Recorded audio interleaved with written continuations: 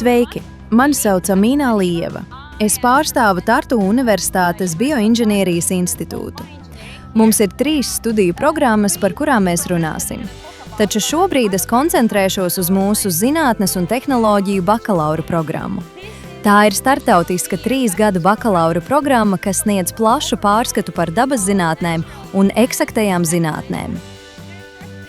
Pirmajos 3 semestros studenti var apgūt daudz par zinātni un iegūt plašu teorētisko un arī praktisko prasmju klāstu.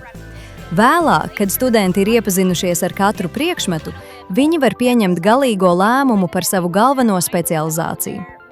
Viņi var izvēlēties vienu no 3 iespējamām specializācijām – ģenētika un biotehnoloģija, robotika un bioinženierija vai ķīmija un materiāla zinātne. Vissvarīgākais – mūsu studentiem ir iespēja piedalīties vienīgajā Igaunijas IGM komandā un piedalīties lielākajās sintētiskās bioloģijas sacensībās pasaulē. Mums ir arī maģistra programma Inovācijas bioinženierijā, kuras mērķis ir izglītot speciālistus ar visaptverošu izpratni par automatizētām biotehnoloģijām un bioinženieriju, kā arī par mākslīgā intelekta pielietošanu mūsdienu sintētiskajā bioloģijā.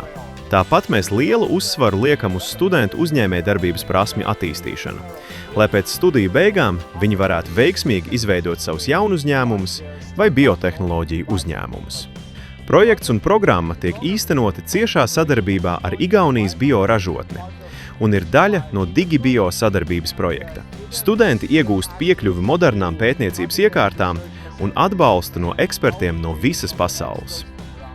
Piesakieties līdz 15. martam un kļūstiet par Tartu Universitātes daļu.